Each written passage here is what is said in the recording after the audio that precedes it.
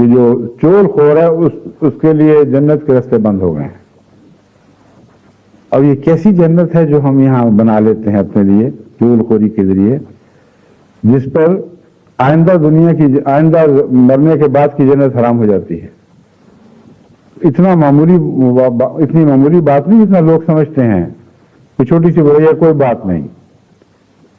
بعض میرے سامنے بھی بعض عورتیں ایسی بات شروع کرتی ہیں تو میں ان کو سمجھاتا ہوں تو ان کو سمجھ نہیں آتی. وہ ہلکا سا کہتے ہیں نہیں جی فلاں نے یہ بات یوں ہو گئی تھی، فلاں نے کر دی تھی، ہم تو یوں ہی بات کر رہے ہیں.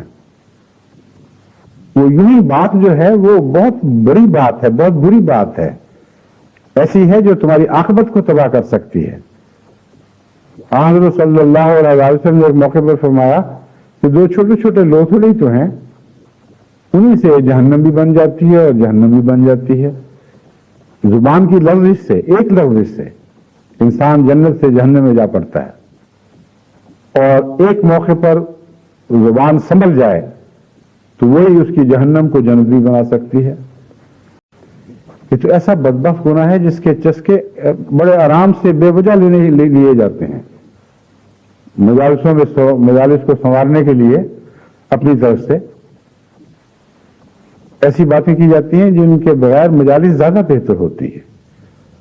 اور ایسے گناہ جو ہیں ان کے بعد ان کا بد اثر ضرور پیدا ہوتا ہے، یہ رہ نہیں سکتا. چوری کرنے والے بھی جب مجلسوں سے ہٹتے ہوں گے تو ان میں اگر کچھ بھی شرافت ہو تو دل پہ ضرور ضمیر پر بوجھ پڑ جاتا ہوگا. اور بعض پھر یہ سوچتے رہتے ہیں کہ ہم کوئی ایسی بات تو نہیں کر بیٹھے زیادہ کہ وہاں تک پہنچے اور پھر یہ مصیبت بن جائے، اور پہلے سے ہی وہ اپنے ڈیفنس بنانے لگ جاتے ہیں کہ اگر یہ ہوا تو پھر ہم یہ جواب دیں گے، اگر وہ بات ہوئی تو یہ جواب دیا جائے گا، اور تیاریاں کی ہوتی ہیں.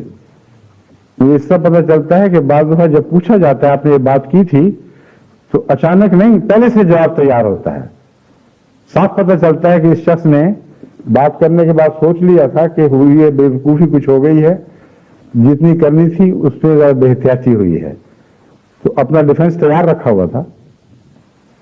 تو ایسا گناہ ہے جس میں بہت ہی قباحتیں، بہت سی مکروہ باتیں داخل ہیں. تو سارا نظام ہی بگڑ گیا ہے. اچھی چیز کو برا دیکھ رہے ہیں، بری چیز کو اچھا دیکھ رہے ہیں، اور بےہودہ حرکت ہے. بالکل بہت معاشرے میں اس سے نقصان پہنچتا ہے.